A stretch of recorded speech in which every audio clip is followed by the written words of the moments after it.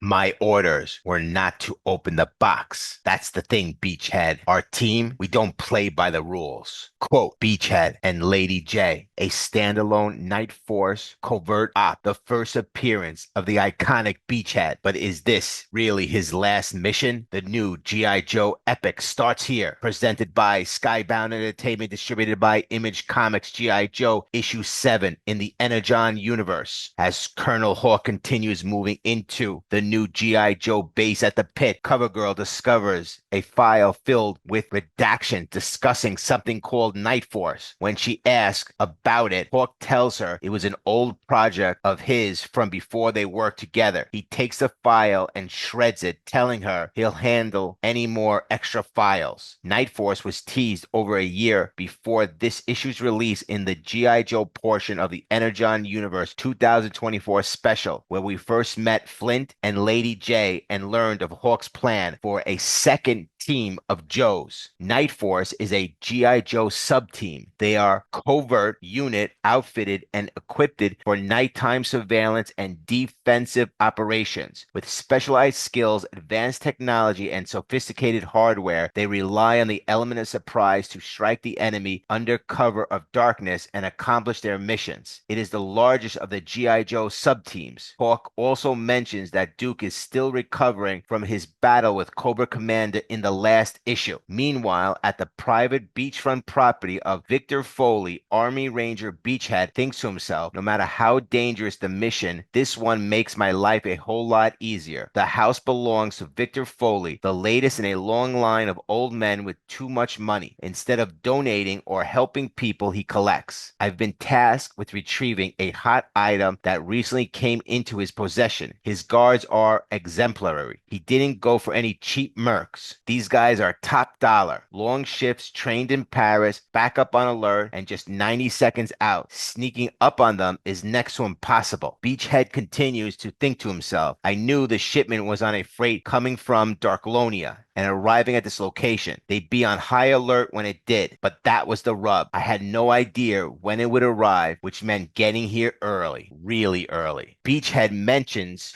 the crate was coming from Darklonia, which was first introduced back in Destro issue 1. Beachhead jumps out ironically onto a beach covered in camouflage and swiftly takes down two of the soldiers. Wayne R. Sneeden, codenamed Beachhead, was born into poverty in Auburn, Alabama. For much of his youth, he was bullied to his low economic status. However, rather than letting this wear him down, Wayne devoted himself to rising above his circumstances to become the best he could possibly be. Ultimately, he became the star of his high school, excelling in both athletics and academic. Beachhead is the ultimate Army Ranger. He is trained in all forms of combat and weaponry, though his favorite specialty is explosives. He can build or disarm an explosive device of any size. He served as a lane instructor at the Ranger School in Fort Benning and also worked as an observer advisor at the Covert Ops School in Central America. Personality and traits. Beachhead is meticulous, patient, and strong-willed. He is also highly intelligent, having graduated as a valedictorian of his high school class. He doesn't get angry. He believes anger is a waste of energy. Instead, he prefers to get even, and he's very good at it. The only thing that truly irritates him among his comrades is when they don't give 100% to get the job done. Nothing bothers Beachhead more than apathy. His life is defined by patience, discipline, and absolute dedication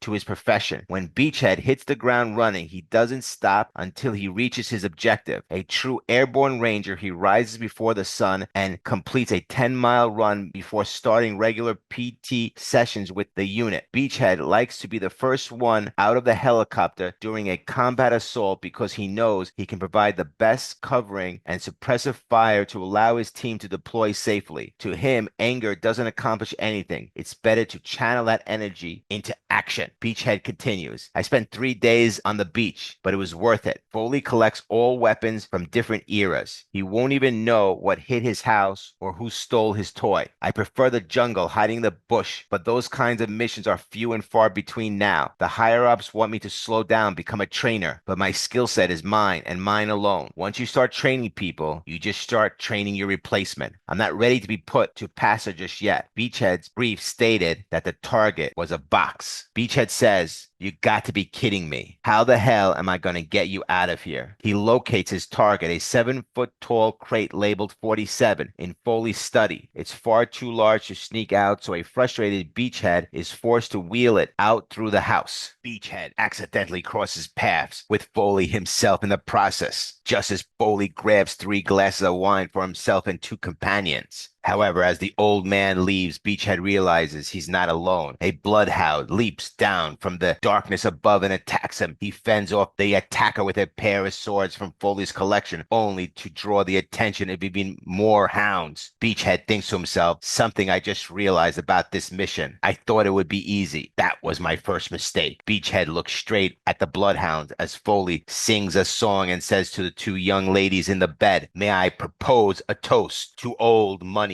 Their fight tears through the house and into Foley's bedroom while 2 of the hounds chain the box to a trunk for transport. Beachhead throws elbows and punches as the battle intensifies. With some quick thinking, Beachhead leaps onto the box as it pulled along by the truck. Foley screams, "My house! Where are my guards?" As Beachhead surfs on the crate, he shouts, "Come on!" A bloodhound jumps onto the crate from the back of the truck. Beachhead uses his legs to throw him off, then manages to shoot the chain and disconnect the box. He mutters, "Now I gotta find a way to get you back to base." Beachhead spots the remaining bloodhounds approaching on motorcycle. He thinks to himself, crap, I liked it better when they only had the antique weapons. I asked for one last mission to prove who I am. I just didn't think it would be my last mission. Thankfully, a light shines down from a skyhawk above, which airlifts Beachhead and the box to safety. The bloodhounds report back to Major Bludd that they failed, prompting him to execute them, all in a fit of frustration. Major Bludd says, "Try harder next time. This was never my target anyway. My hope was that this would draw out her team. Never expected there were 2 of them. Now, if we're going to find my prey, I'm going to need to hire new help." Her refers to the Baroness. Major Bludd and his bloodhounds make their return after debuting in the pages of Duke. Bludd himself has now gotten his trademark eye patch, having had his eye shot out by the Baroness in Duke issue 3. Beachhead thinks to himself, that was my last shot and I blew it. I might have gotten the box, but it got loud. They're going to make me train a bunch of meatheads now. I got bad intel on this assignment. The old man was supposed to be alone, and no one said anything about any damn bloodhound. I got a ride, but it's a one-way trip to the retirement house. The Skyhawk lands, and rather than thanking his rescuers, an irritated Beachhead tells Flint and Lady Jaye that he didn't want their help. The vehicle Flint and Lady Jaye used to rescue Beachhead is a Skyhawk, one of the original vehicles from the 1984 range of the original A Real American Hero line. Lady Jaye snapped, "We just saved your hide, Beachhead, and this is how you thank us?" Beachhead scowls. "You want a trophy, Lady Jaye? Tell your bosses I'm not done yet. I'm not becoming some drill sergeant, and I'm sure as hell ain't joining a team. That's not what we want," Lady Jaye replies. Flint steps forward. "The world is changing, Beachhead. Things are happening out there that need your skills." Beachhead says, "Save the sales pitch, Flint. I already heard all about Conrad's team. A bunch of damn cheerleaders fighting robots. Not for me, no thank you." Flint replies, "Our missions will be a bit different. Next level, top secret, operating in the shadows, dealing with things no one can ever know about." Lady Jaye adds, "Long story short, I don't think Duke is going to approve of our methods very much." Beachhead narrows his eyes. "What's that supposed to mean?" Flint opens the crate. Beachhead snaps, "My orders were not to open the box." Lady Jaye says, "That's the thing, Beachhead. We don't play by the rules." Inside the crate, a bat, a battle android trooper. Most likely this bat has been aiding the revolution in Darklonia. Next, presented by Skybound Entertainment, distributed by Image Comics, G.I. Joe issue 8 in the Energon Universe.